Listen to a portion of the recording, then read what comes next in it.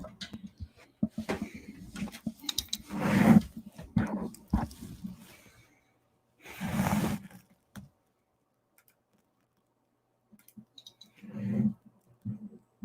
right, let me turn the sound thing out. Got the wrong setting. Turn the sound thing out. All right. Looks like we're live. Hoping everybody is well. Shout out to some of you that dropped in a little early. What's going on with you, Black Knight? Red Pill Remastered, what's up? Racer X, what's going on? JLJ, what's the word? Salute to you too, sir. Racer X, appreciate that support. Thank you. See Z14, what's going on? Urban Warlock.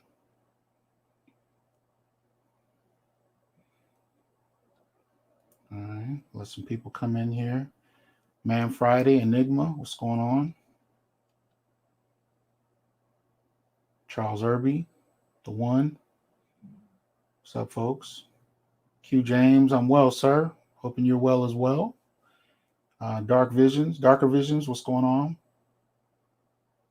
Brother Truth Be Told, salute. Let folks come in a little bit. Still need to drop something in the chat.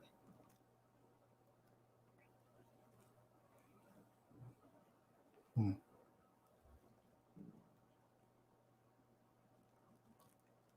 it is.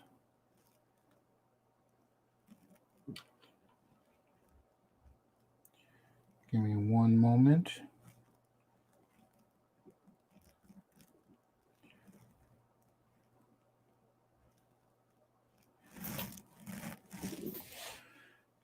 I'm still going through the strange little time frame because I didn't wake up but just a little bit ago.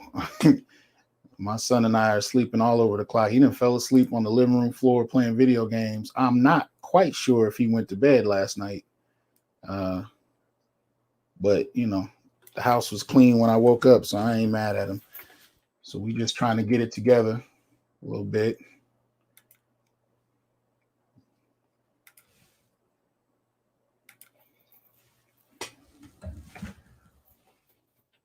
So, all right.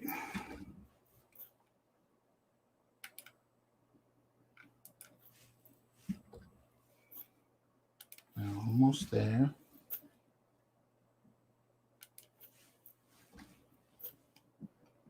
All right, people.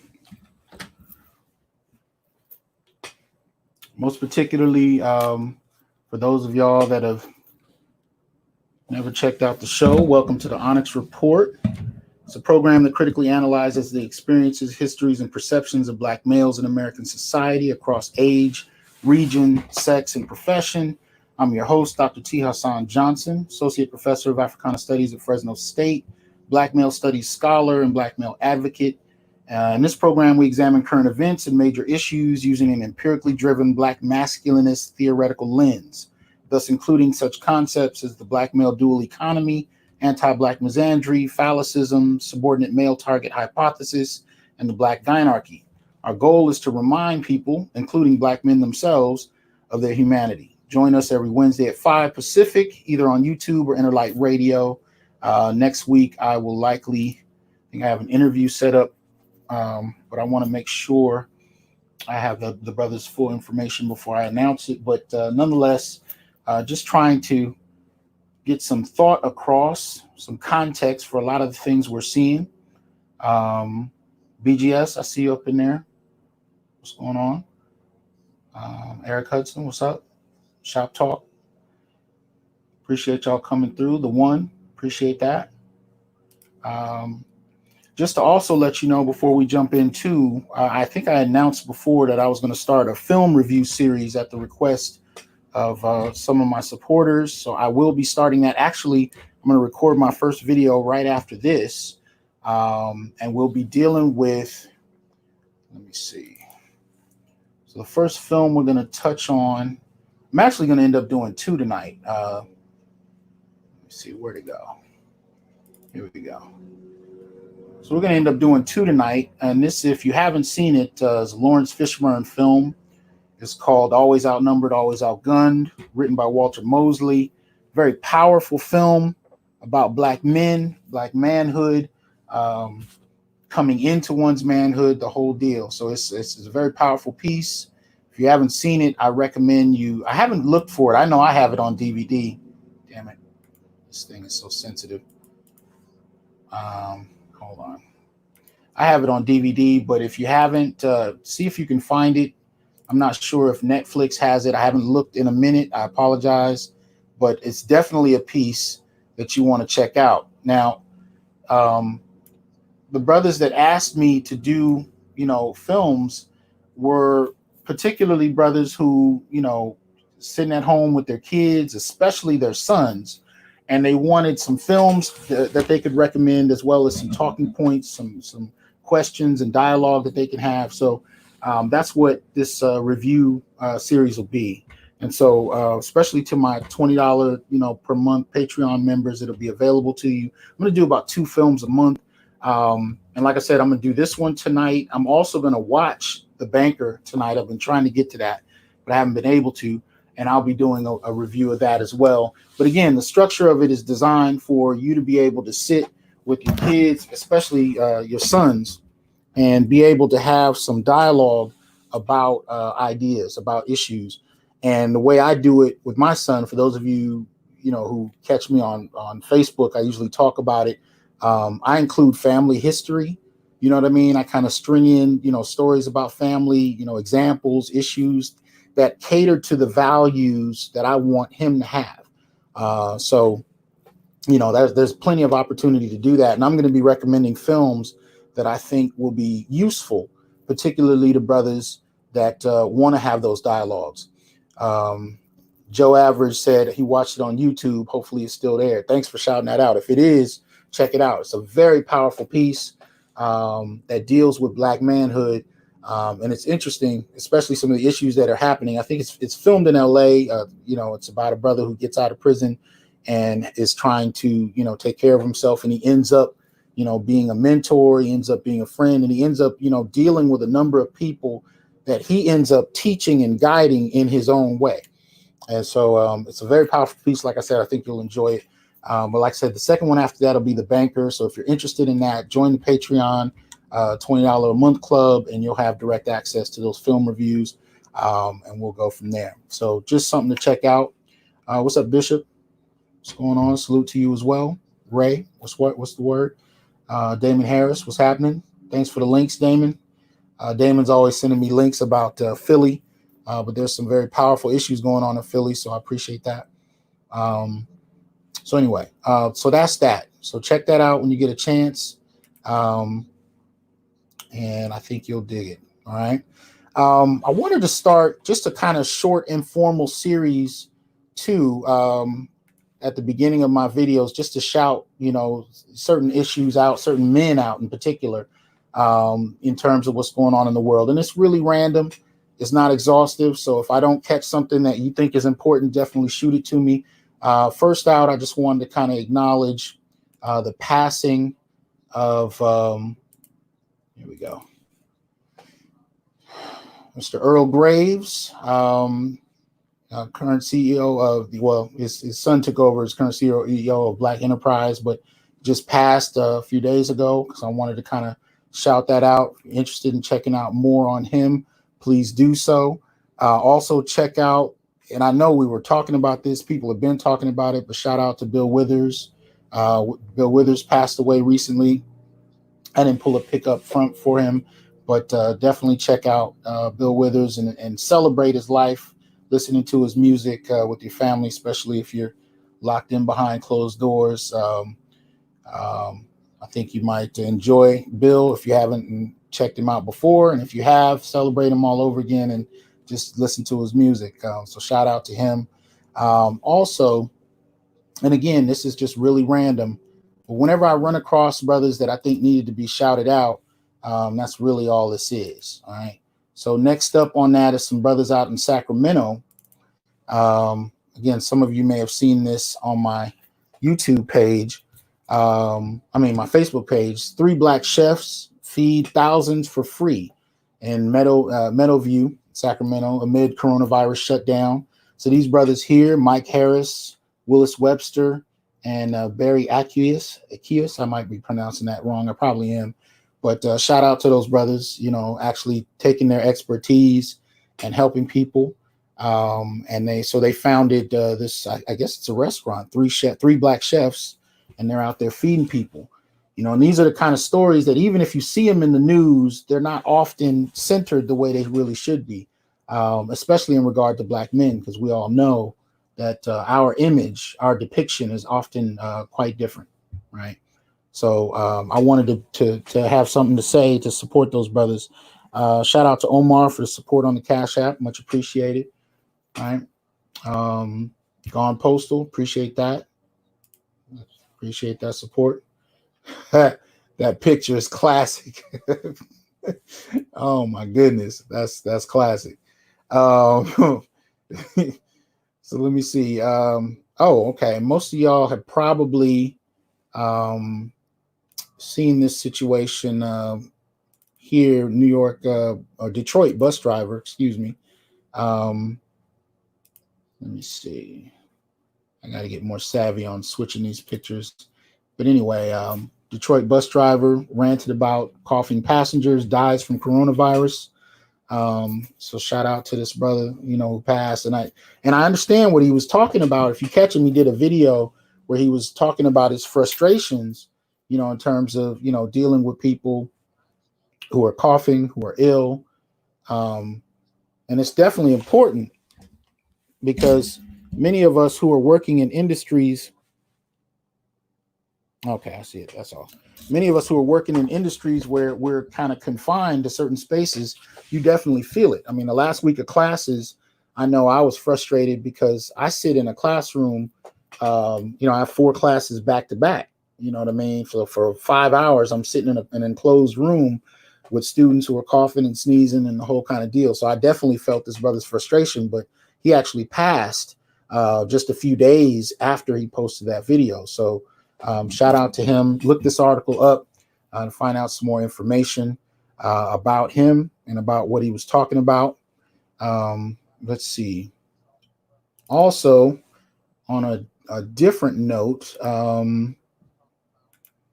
this is a young man that's affiliated with a colleague of mine. So I wanted to shout him out, Antonio Travis. I guess he founded Black Men Rising movement in West Dayton.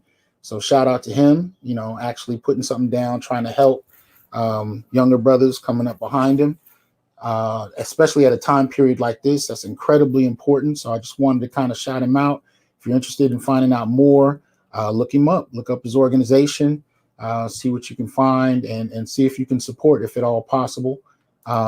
So appreciate that. Extended clips. Thank you very much. So yeah, definitely support the brother if you can. This one is from across the pond, as they say. This is an older brother, African brother, who was a retired doctor, and he decided to go back on. He decided to go back in and actually begin to help and treat people. His name is Dr. Alpha Sadhu. I might be pronouncing that wrong. 68 years old, died Tuesday, I want to say last week, after suffering from an infection for 2 weeks.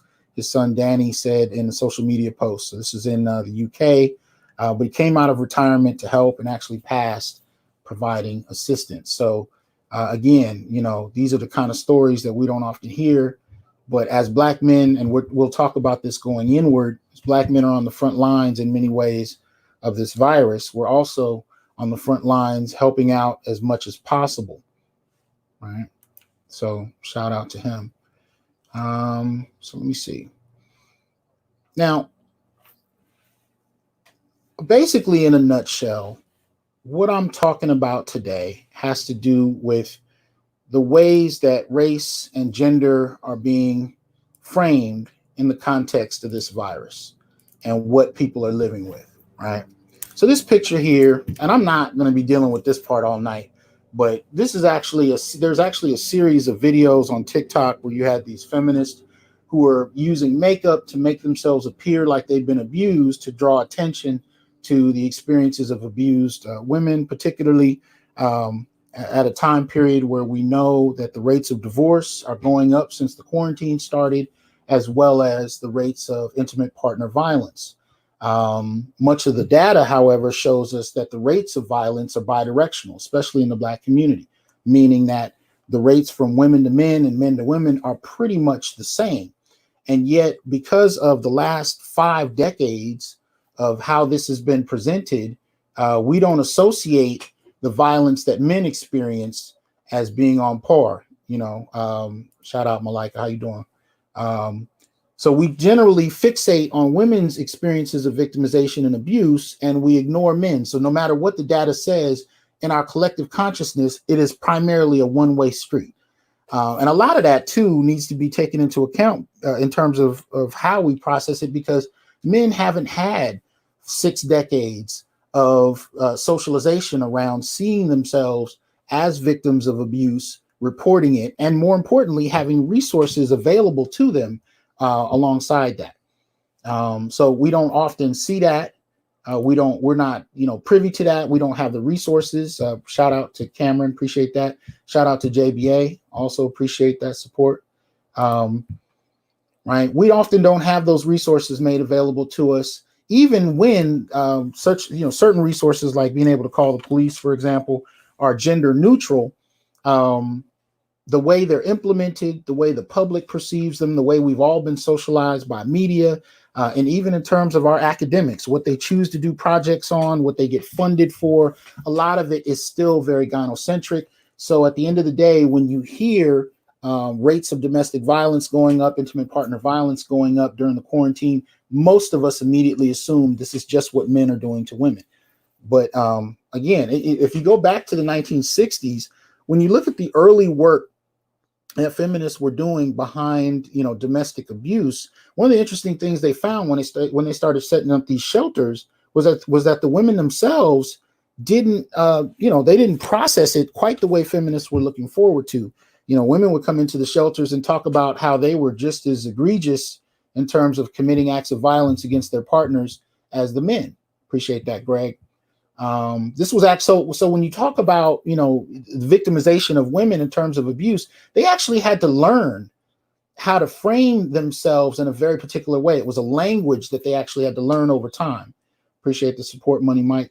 So it was something they had to learn over time, and that's not something that men have ever been really privy to.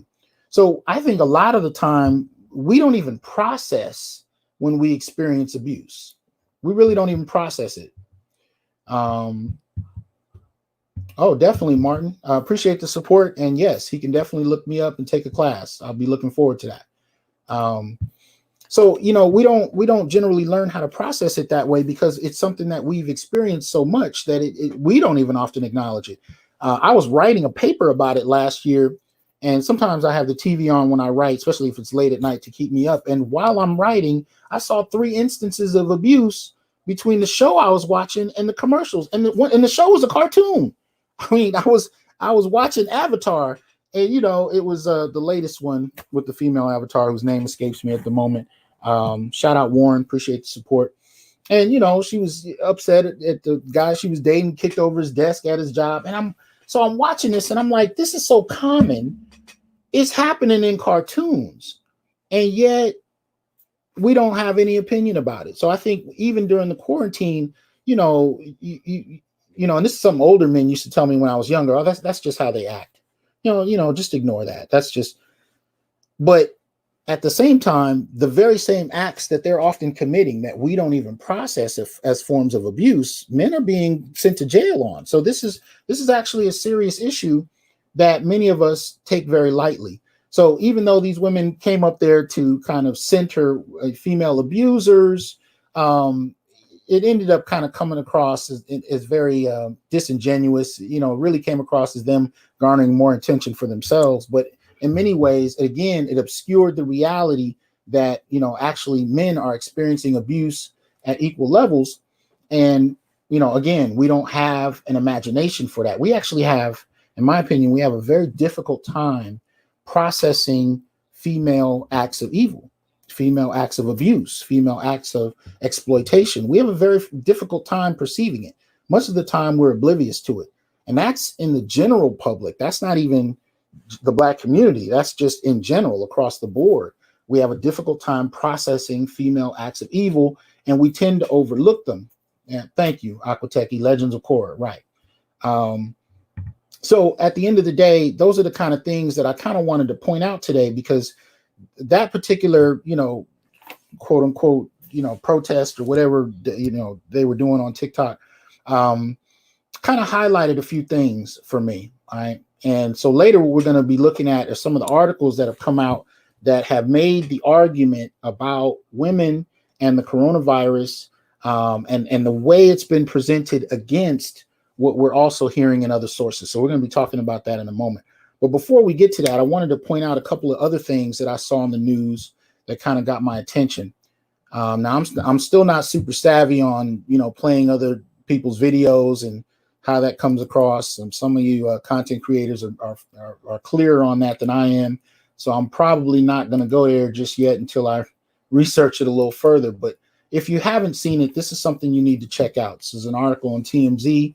And this is a prison inmate who's posting, a video from his cell, right? And so on the right side of the picture, you can actually see this is the gentleman talking here, and right next to him is his cellmate who's in bed, immobile, incapable of moving. Really, appreciate that Patreon support, Black Knight.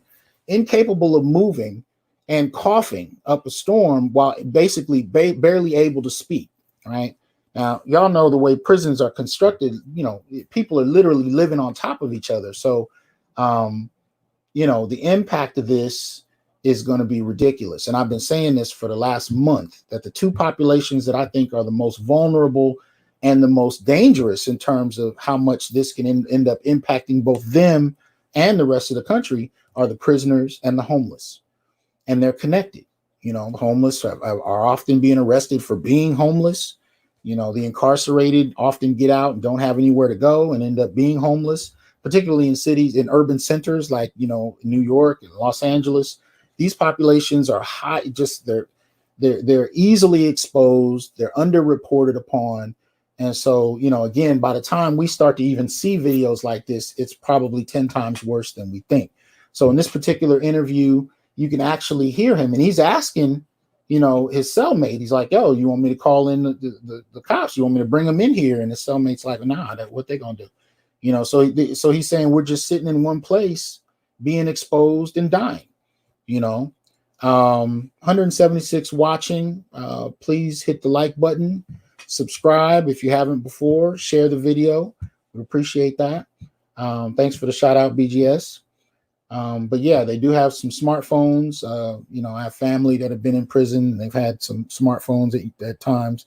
And this is definitely not something you can tell that many of these prisons want broadcast out there. They don't want prisoners broadcasting. Even just the quality of life in general is not something they want broadcasted. But at a time like this, where you have, these men being exposed and, potentially dying without any public record, that definitely goes against what they want to be seen doing.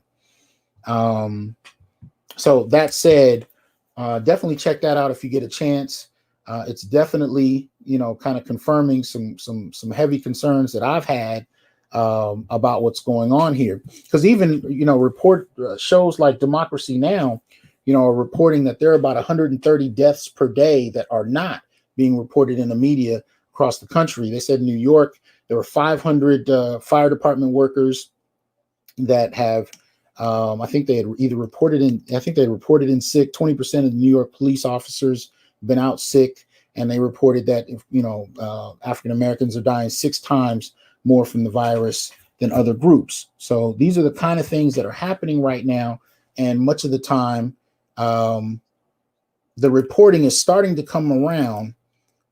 But as I'm going to, get into as we go, part of my concern with this is the way it's being presented. So in other words, in the white community, me see if I can enlarge this a little bit. I should say in the mainstream community, what we have happening, this is really, I have a new mouse and I'm not getting along with it just yet, so bear with me. There we go. So in the mainstream community, what we have is this kind of, idea that it's starting to become part of the conversation that race is important as it's, in terms of the virus. In the Black community, it's a little different. What we tend to have is a dynamic where if it's something that impacts women, it's isolated, and we talk about women as the primary victims. So, for example, if you're going to talk about breast cancer, I think it's somewhere between 2 and 4% of breast cancer patients in the United States are men, Black men, in terms of the Black community's experience with breast cancer. The overwhelming majority are Black women. So when you hear breast cancer mentioned in the Black community, it's overwhelmingly focused on Black women, which I don't think too many men have any problem with whatsoever. If you were to talk about single parent status and heads of households, overwhelmingly that tends to be Black women. That is what it is. But when it comes to what Black men often experience, it's interesting what happens. There's a shift in the language. And the shift is that now we have to talk about these issues as Black problems.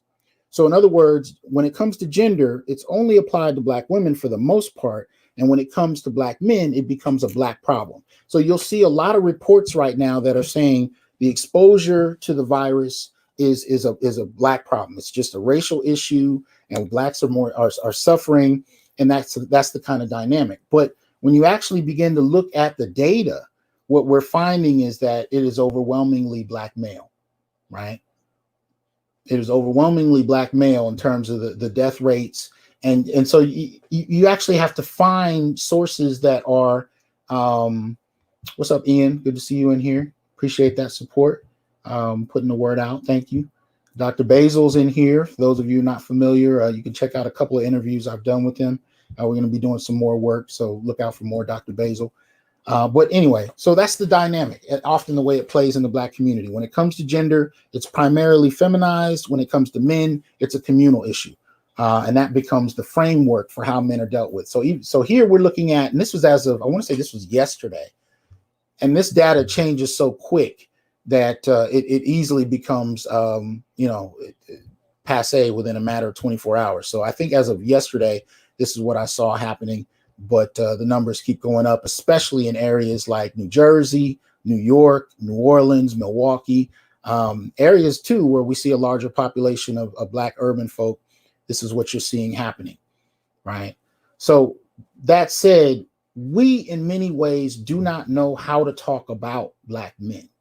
We don't know how to look at Black men and center them in terms of those who are experiencing victimization.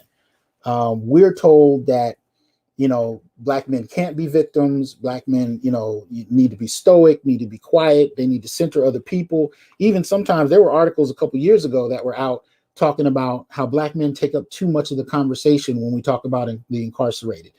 So we're constantly seeing Black men kind of pushed to the side in many instances. Again, so it's depicted as either a racial issue, or if it is gendered, it's only gendered in regard to how it impacts females. And I say females specifically because I'm talking about, women and girls across age. So this is the dynamic. And so as this coronavirus is ramping up, and it is ramping up, it has not reached its zenith yet. The way it's depicted is in many instances as just a racial issue. And so we're having these real vague conversations about helping Black and brown people and what are we going to do to regard. No, this is actually a serious issue that is impacting Black men. But even when you look at how it's impacting other areas like Italy, it's still very much androcentric. It's still very male centered in terms of those who are being impacted by it. So definitely keep in mind and really focus on articles that, really get into the numbers. And I'll show you why in a moment. What's up, Kendra? Good to have you in here. Hope you're well. So there's a call going out in many areas for more information on race, more data on race in terms of how we're experiencing this. Appreciate that support, Joshua, on Patreon. Thank you. there's a call going out. And so you even have, elected officials calling for more data on race. I still have to stop touching my face, damn it. And it's interesting that you don't hear them asking for a cross section of information on race and gender. And that's what needs to happen. It needs to be both. We need detail down to race and gender, because again, if it's depicted as just a Black issue, it gets dismissed as a Black issue, and the specific focus Black males really do need kind of goes out the wayside, right? So something to consider in terms of what's going on, right? Let me see. And as we talk about intimate partner homicide and violence, I mentioned earlier that that's been going up. I want to show you, here we go, a case that kind of highlights what I mean. Here we go. All right. Some of you may, again, have seen this when I posted it a while back, right? So this is a case that took place, I want to say last week, where a woman shot her husband because he got a hold of her phone, right? How much of this is really articulated as intimate partner homicide? Again, this is not really what we think about. This is not what's centered as relevant to the discussion, but it nonetheless is an example of what we're talking about here, right? And I call it out as intimate partner homicide because so many of us don't think of it that way. So again, when you see the articles talking about the rise in domestic violence cases, most people aren't thinking about cases like this, right? So it's alleged that Washington had a verbal argument with her husband over her phone. It became physical. During the altercation, it's alleged that she fatally shot her husband with a handgun, right? These things are happening every day. Cases where you have women pouring bleach down their boyfriend's throats, things of that nature, and yet it just kind of goes by the wayside, right? Now, you can probably figure that if he had her phone and it had to get to this extent, that he probably found some things on it that she didn't want found. I think we can all kind of guess where that likely went, but I don't have that data, so I can't speak to that directly. What I do know is no matter what was on her phone, it wasn't worth his life. And yet these are the kind of situations we're looking at. Right. So that's the kind of dynamic that I want to point out. And so we actually have to find ways to make sure that we center Black men, because no one else is going to, right? Nobody's going out their way to. And I think it's important that we learn to do so, because otherwise we remain silent. This is an image some of you may have seen online as well. And this, I wanted to shout him out earlier. I had him posted a little later in my notes. But this was a sister on Facebook who was talking about her brother who passed away. And again, this was several days ago. But this is a brother who died alone. He took the virus seriously, but he still caught it. They gave him very little. He had less than 3 days on the ventilator. And then apparently he passed by himself. And I think this is happening to a number of Black men, and there's no dialogue. I see you, BGS. Yeah, Mayweather. I was going to include a picture of her, but you play stupid games, you win stupid prizes, as one of my boys said. So, yeah, Mayweather, attacked her boyfriend's guest at his house and whatnot, stabbed her several times, and ended up getting arrested. I didn't follow it after that, so I've heard something about her lawyer saying there was some additional information. I didn't get into it. But you're absolutely right. It's still the type of violence that we can be talking about, but we often don't know how to in regard to men. And much of the time, we're even socialized, you know what I mean, to not perceive it as violence. But this is a different type of violence, the type of obliviousness that our society has to what, many individual Black men are facing, the kinds of stories that need to be heard. This is obviously from Twitter. And I was so moved at just, what the sister said about her brother. it was like, man, how many of us are suffering in silence? I mean, I spoke to a colleague of mine last week, and he's, he just gotten a divorce. He moved to a new city, no friends, no family. And it took me a week to get him on the phone. When I finally did, he was like, oh man, everything is good. I'm doing my thing. I said, well, why didn't you get back to me? He said, oh, my bad. I was in bed sick all week. So this is after the quarantine started. He spent a week in bed sick with all of the symptoms that we talk about for the coronavirus. And I asked him, I said, well, did you get checked out? And he was like, well, no, I just kind of went through it myself and whatever. And, but again, just like, this brother here, had he passed, he would have been sitting in his apartment by himself.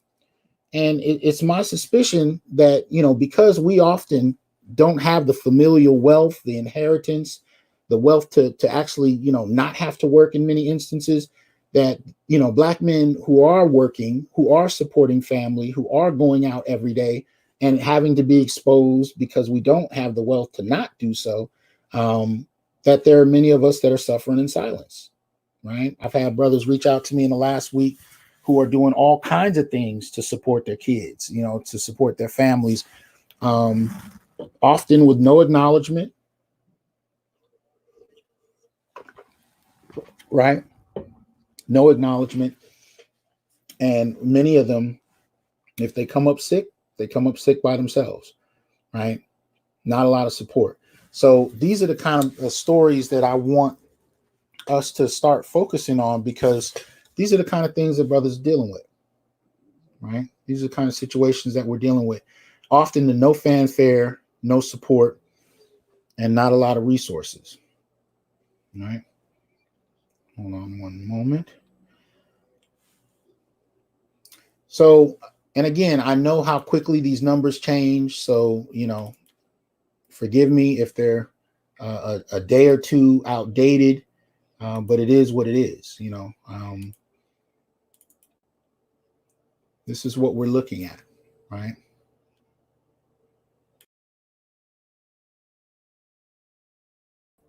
Sorry about that. So we're looking at a situation where, in places like Milwaukee, we're seeing high numbers of us being infected, right? Notice how the information is still not qualified by race and gender. It's just primarily race. Okay. Ian said, I have a classmate at the university I attended who was at my house with his wife, and 2 weeks later, she shot him dead in the stomach with no evidence of physical violence. Jesus. Right. That's right, Dad said. Nameless heroes, nameless protagonists. Right. So these are the kind of things we're seeing. And, we're grappling with what this means and what can be done about it. But again, if you're dealing with a population that's fairly, that's relatively poor in terms of wealth, and has to keep working on the front lines on the basis of what they're experiencing, this tends to happen. And again, in terms of the homeless and the incarcerated, African Americans make up a significant portion of both. Right? A report that came out over a month ago said that, or it was about 2 months ago, said that African Americans make up 40 to 50% of the country's homeless, especially in states like California. And a lot of that, again, is tied to the incarcerated. A lot of them are those who are getting out of prison with nowhere to go. Right? And even if they have housing vouchers, they're still not being accepted. So these are the kind of situations that we're grappling with. So that lack of wealth, that lack of familial wealth, that lack of inheritance, that lack of standing, lack of employment, especially in regard to Black men, directly impacts us, and it makes us extremely vulnerable. It didn't even take the coronavirus for us to be vulnerable. We're in a position where our vulnerability is it exposes us on a lot of different fronts. And it does have an impact on health. So one of the things we're hearing a lot of people talking about is, of course, who's most vulnerable to the coronavirus. And you're talking about people with diabetes, obesity issues, high blood pressure. And of course, the first thing we do is, we start criticizing each other. And that is what it is, but we start talking about how poor our diet is. Very little discussion on food deserts. If you're not familiar with that, look that up. Count the number of grocery stores that sell fresh food in Black environments, right? How that impacts the health of a people, right? The percentage of fast food. Look, here in Fresno is a very small city. It's a small, big city, if you will. And one of the things that, you can see is you can drive up just certain streets and come into elite populations, drive down a couple streets, you come into poor populations. There are neighborhoods you can drive through where you'll see mansions on one block, 2 blocks over, you see project housing or housing that's, mostly available to those who are, not who were below working class, right? The working poor, if you will.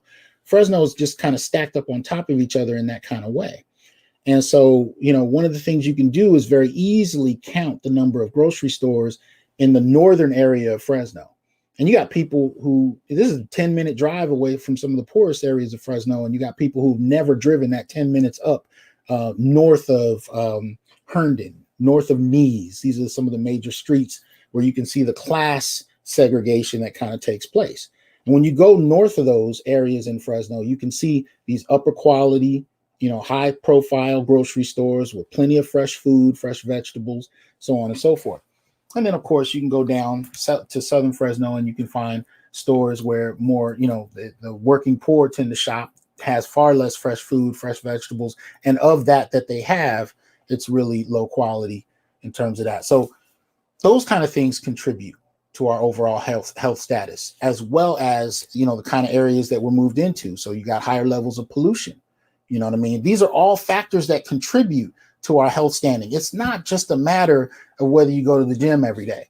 And I think we tend to oversimplify these issues. We also have to be able to look at them on a structural level because they impact us on a structural level. But what we often tend to do is individualize the problem and make it strictly about, how well each one of us is on top of their diet and exercise. And I'm not saying that that's not important, but I am saying that can't be the totality of the conversation. Aquateki, appreciate the support. Thank you on the Cash App. So these are the kind of issues we got to learn how to talk about in a more nuanced way that deals with some of the data, because the impact on us when anything happens, if your feet are close to the ground economically and you have few political options, you're in a situation where you are structurally vulnerable, anything that hits us is going to adversely hit us more. I mean, one of the most popular phrases we hear from the African-American community is that we are the canaries in the coal mine. Well, the reason we're the canaries in the coal mine is because our feet are closest to the ground. So it doesn't take much to knock us down.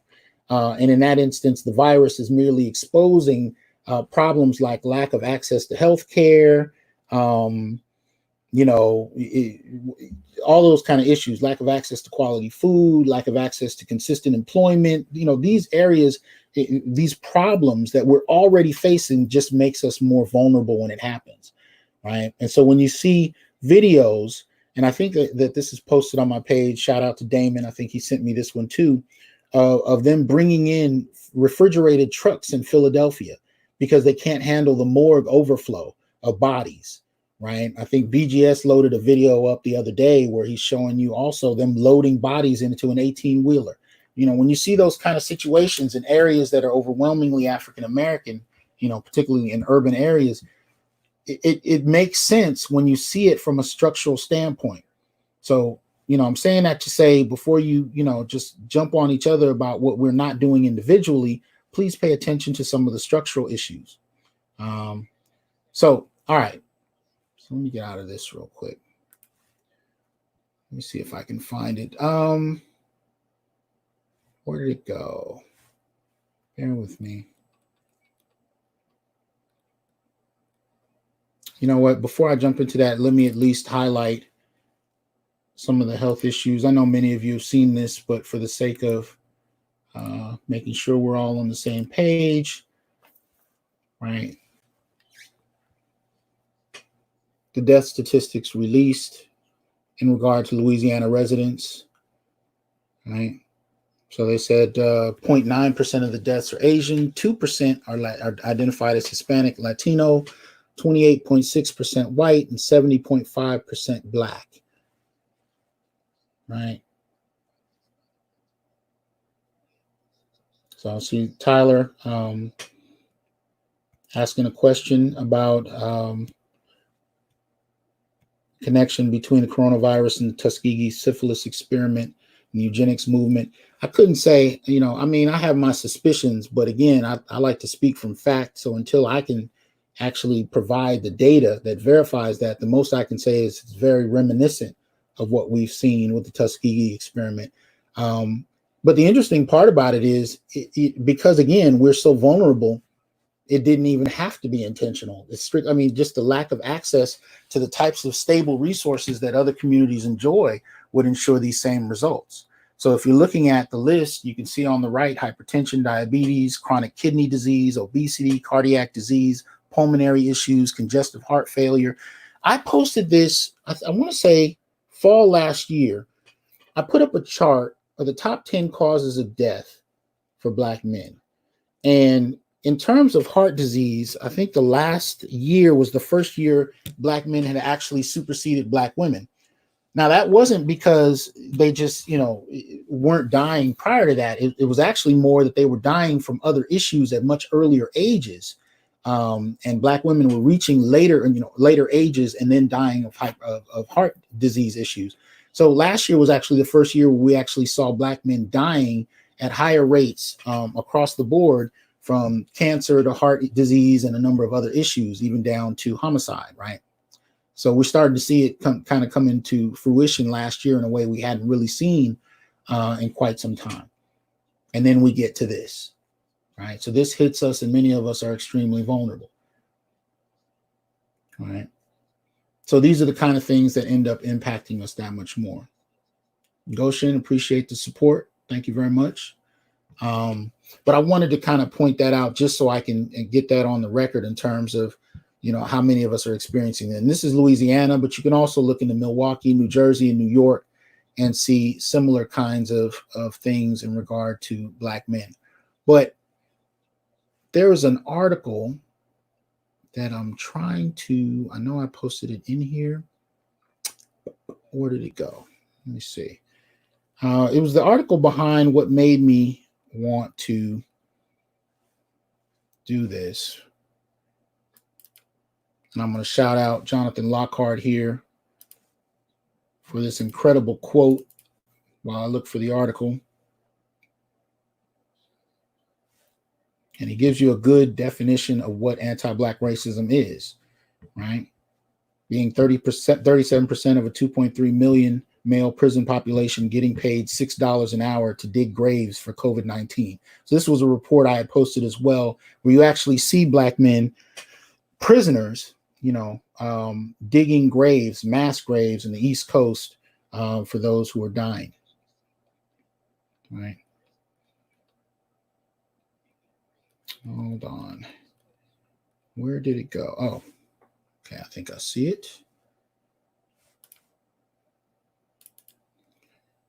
Okay. So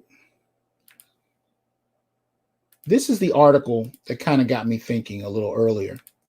And it took me back to something I've quoted to you guys from before, from Dr. Tommy Curry, right? So Tommy Curry did an interview on Yvette Carnell's show. This might be a couple of years ago at this point. Still an epic interview if you hadn't seen it. And it was in response to Very Smart Brothers' article on Black men being the white men of the Black community, which is ridiculous. I wrote a blog piece dismissing that as well. But Dr. Tommy Curry came on and interviewed. And one of the things he pointed out is he made the argument that with many feminists, what they were doing was they were attempting to make attention outweigh death, right? They were attempting to make attention outweigh death. And so in the midst of the coronavirus, we start to see more articles that were highlighting the vulnerability of Black women in particular. And I'm not opposed to articles that, highlight various demographics in the Black community to talk about what we're experiencing. That's not my issue. But what I noticed that they did in this article is they kept it very theoretical, right? It was based on intersectionality, and that was in the theory that kind of undergirded it, which of course comes about in the late 1980s. And it's designed to highlight Black women's experiences in terms of race, class, sex, and gender, and they've since diversified how many other areas they count in that dynamic. What's interesting is the early theory itself suggested that the difference between Black men and women is that Black men were privileged on the basis of gender. But again, theory, right? They didn't offer a whole lot of data. In fact, as a matter of fact, it's not until you start to deal with other scholars, like I think it's Darren Hutchinson, definitely Athena Moutois, where they actually start to look up the data. And Athena Moutois is one of the first to kind of point out, wait a minute, actually, empirically speaking, that argument doesn't hold water. But nonetheless, it's what became popular. And then white women in particular, white feminists really got hold of the concept of intersectionality, and they kind of centered themselves in it. So you'll actually, hear people like Kimberly Crenshaw, who comes up with the concept, bemoaning the fact that it's really been appropriated, from Black women. But again, when you actually look at the data, they're often not the most vulnerable community or demographic. But they didn't make the argument on the basis of data. They made the argument on the basis of common sense. And if you've grown up like I did, watching, The Color Purple and, For Colored Girls, and, if you've grown up, seeing these films, film after film about women being abused and attacked by, these monstrous men, then on a common sense level, you're like, well, yeah, okay, I can see how women are, experiencing this on a level that men probably aren't. You kind of go with the flow until somebody sits you down and starts showing you the numbers. So whether you're talking about rape, whether you're talking about incarceration, whether you're talking about abuse, whether you're talking about employment, whether you're talking about income, wealth distribution, on every scale we're looking at, from cancer to heart disease to homicide, it's actually Black men who are the most vulnerable. And it's a difficult thing to process, especially if you spent, a couple of decades in higher education being indoctrinated with a very specific idea about who's the most vulnerable. So this article comes out about women being hit the hardest. And again, it's primarily theory. Let me see. Now this was a piece that was done by Lieutenant Governor Kathy Hochul, I might be mispronouncing that, and Lauren Leader. They're opinion contributors, and they're writing this really from a theoretical standpoint. And they point out in the article, there's women in healthcare who are hitting the brunt, experiencing the brunt of this. And I'm not dismissing that. There are definitely a lot of women. Nursing, if you look at the graduation fields for Black folk in particular, nursing is one of the primary fields that Black women go into, followed up by business, whereas for Black men, it's primarily business. So there's definitely a lot of nurses. I'm not dismissing that. It says 40% of mothers in the U.S. are primary breadwinners. They're the majority of service workers, 2/3 of America's minimum wage workers, and they're more likely to be waitresses, cooks, hotel housekeepers. They're now out of work. So the article is framing vulnerability based on the percentage of people who are in vulnerable positions. But the difference between this piece and some of the other articles that some of you have likely seen, and I've tried to make it a point to post these. Right, let me pull this up here. I gotta learn to transition between these a little faster. All right, you start to see some of these articles. Shout out to Michael Spates, sent this out to me, right? And you start to see these articles that are fixating on the actual data around who's actually dying, right? And I want you to pay attention to these articles because what can actually happen is you can be kind of swayed based on a common sense approach that's rooted in, generic ideas. This one is actually, based in Italy, right? But try to look for articles that focus on the actual data, right? They actually start counting, so to speak, and it is terrible that we have to get to this point where we actually look at people counting the dead, but it's important because what it begins to do, shout out to John Manifest for sending me this one, right? It begins to give us a more specific analysis on who's actually dying. Now, part of the reason for this too is you got a lot of Black men, again, who are not being accounted for, whether they're ex-cons, whether they're homeless, whether they're, working illegal, if you can call it occupations. It's even though we can say on paper who should be most vulnerable based on what kinds of occupations they're in, that doesn't necessarily control for who actually is doing the most dying. And if you're in areas that are kind of underreported upon, the numbers are even that much more esoteric and difficult to get a hold of. So again, we don't know how many people who are in prisons, how many people who have just been released, how many homeless. We don't know the numbers for that. But we do know that because Black folk populate, the majority of those populations, and at the same time, especially if you deal with the homeless, they tend to overwhelmingly be male across the board.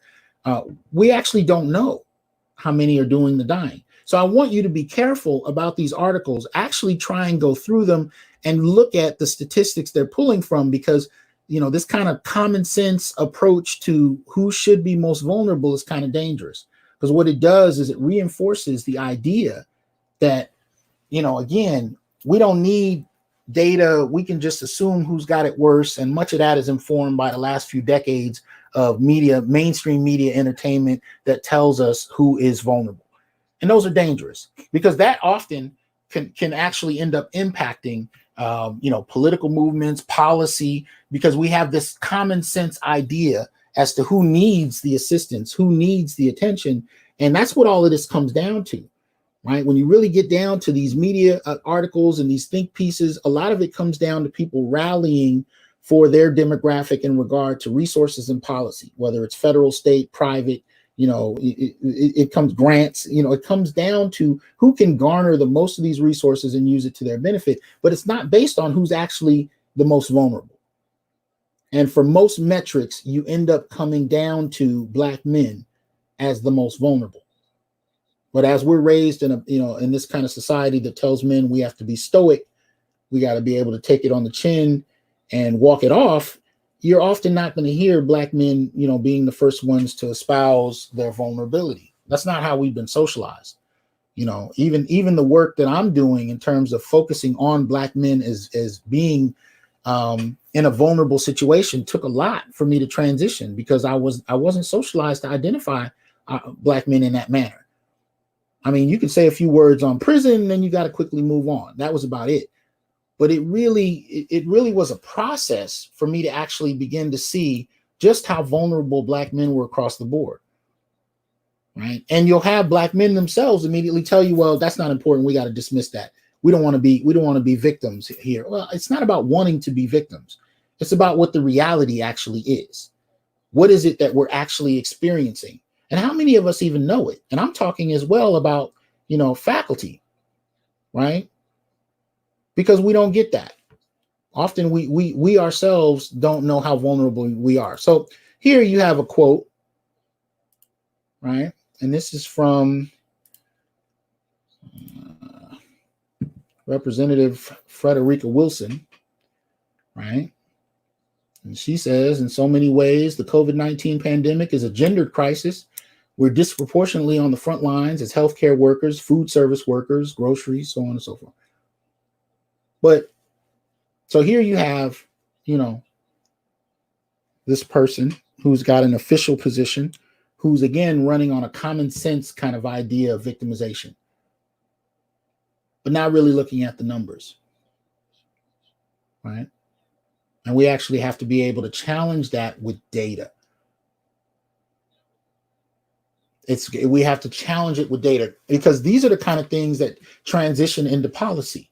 And if you're not on top of the language, if you're not on top of pressuring people with what we actually can show, then when policy is passed, it disproportionately may leave you out.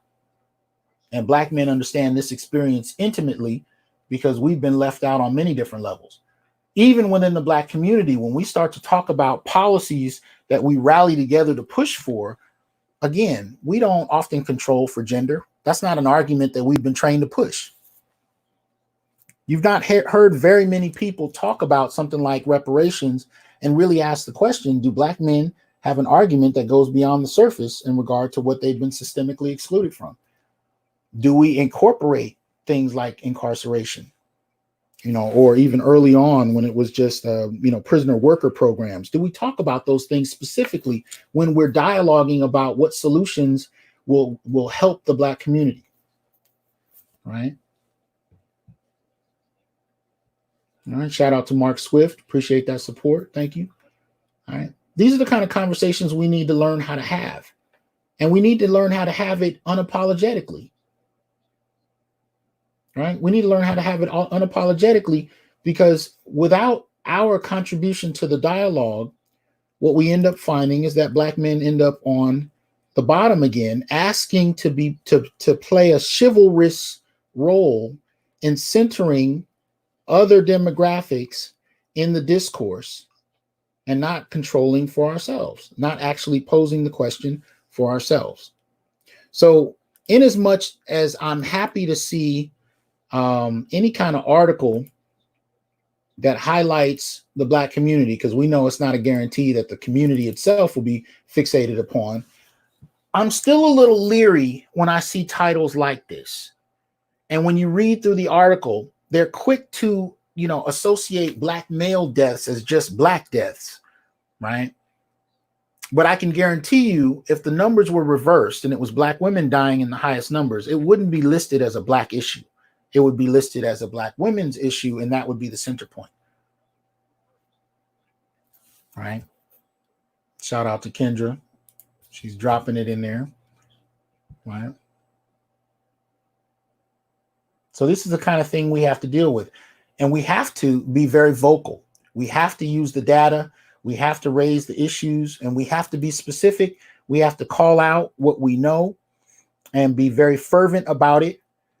The media is not intricately aware of the goings-ons within the Black community. So, and even if they were, I don't think they'd contribute anything positive to that. And part of the other reason, too, is when you look at our representatives, and this goes back to K through 12, this goes back to high school graduation rates, which in turn impact college graduation rates, which in turn impact graduate school graduation rates. You tend to find more and more women in these positions than men in the Black community. So when you have a kind of gynocentric, Black gynarchical framework, and your educated elite come out fixating on Black women based on intersectionality as the primary victims of, any type of social abuse or exclusion, what you're going to get is policy, right? And praxis that centers on Black women and girls. And there's not going to really be a whole lot of room for specifying the roles of Black men and Black boys, because that's not how they've been trained, regardless of the data, right? So take into account the original intersectional argument, as I pointed out earlier, and how that impacts the discourse on Black males. Take into account how it contributes to the disposability of Black boys and Black men, an absence in the numbers, an absence in the data, an absence in the discourse, based on a theoretical, quote unquote, common sense approach to victimization that leaves Black males invisible in many of these discourses. And when you have something as impactful and sudden as COVID-19, it's not that we don't have the data on who's actually suffering the most. It's because the theory we have, predetermines what we're going to pay attention to. So I've said this before. It's not that seeing is believing, it's that believing is seeing. So if you believe, based on the theory you've been introduced to, that the only thing that's important to discuss are the experiences of Black girls and Black women, then even when the data shows you something different, it's going to go through one ear and right out the other. Because until somebody challenges that with a new question, we dismiss it. It doesn't exist. So we have to push for Black male specificity in these discussions. And I do it across the board. Any subject that comes up, my first question is, how are Black men experiencing this? Because I think ultimately what we're looking at is really the advent of a caste system in the Black community. Shout out to my boy, Dr. Ronald Neal. We have a caste system in regard to importance, in regard to, focus, in regard to policy, in regard to just overall, even theoretical discourse on racial and gender terms. Our caste system Prioritizes Black women and girls and puts boys and men in a position of being secondary, if not tertiary or below. So again, the dynamic is when we talk about women and girls, we focus on them as women and girls. When we talk about men, those are just Black issues.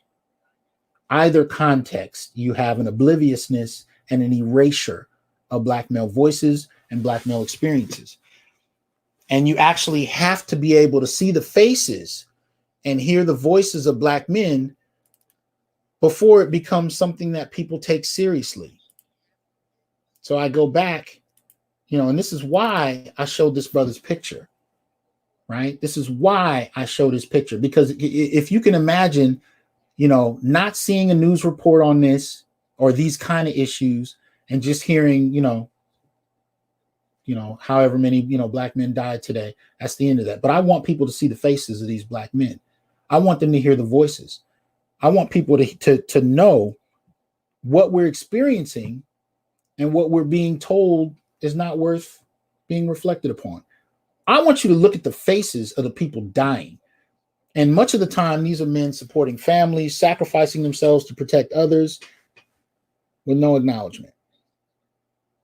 While people play politics and use numbers for every other demographic except for Black men themselves. We have to actually push back against this. Otherwise, it didn't happen.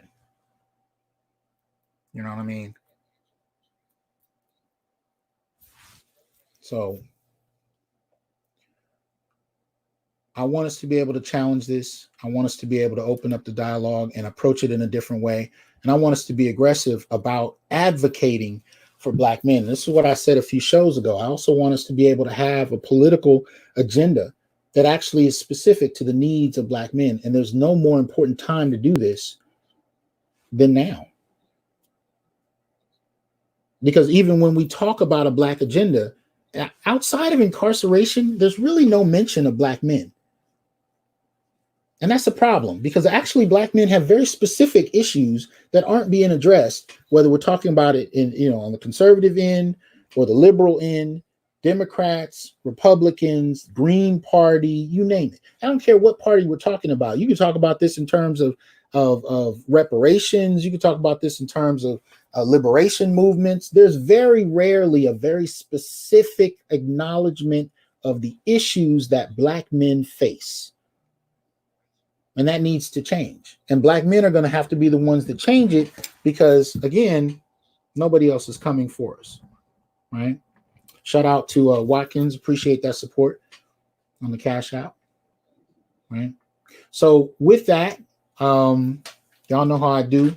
I'm like I said, I'm probably going to do a video as soon as we get off here on Always Outnumbered, Always Outgunned. Then I'm going to watch The Banker, and I'll probably do another one by tomorrow, if not Friday at the latest, on that one.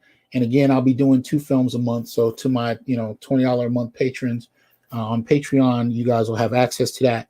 And hopefully it'll help, structure some dialogue between you and your children, your family members, especially from the vantage point of Black men. I'm doing a Black Masculinist read of a variety of key films that I think kind of focus and center Black men. And so I'm hoping that will give people the talking points, the questions to ask, the dialogue, and some of the historical information that might help you actually be able to create a new dialogue, create a new discourse, even within your own families, about the things you've experienced. And once you start to really reflect on the things that we're talking about here, it's going to upend your entire world. 9 times out of 10, it's going to upend your entire world, because you're actually going to start seeing your grandfather, your father, your sons, your cousins. You're going to start seeing them in terms of what they've experienced in a whole different light. And I guarantee you're going to be able to ask new questions that are going to push back on boundaries and push back on people's comfort zones about the way they've interpreted men and boys comfortably for decades. You're going to be in a position to ask new questions and challenge them with historical information relevant to Black men. That's going to change the dialogue entirely. So I hope you guys are willing to do that. Appreciate that, Alan Wiley. Thanks for the support. As y'all know, the way I close out, I'm here to tell brothers we are not criminals by birth, perennial rapists, incapable intellects, man children, sperm donors, child support wellsprings, success objects, walking phalluses, ATM machines, lottery tickets, unpaid bodyguards, interchangeable stepfathers, child discipline proxies, unpaid repairmen, workhorses, or any other socially accepted dehumanizing stereotype. We are thinkers, inventors, innovators, leaders, fathers, and men. Embrace your humanity, know your worth, and extend your time, attention, and resources only to those who genuinely respect you. And remember, your worth is not defined by meeting other people's narcissistic, selfish, and unrealistic needs. You define your worth. Peace.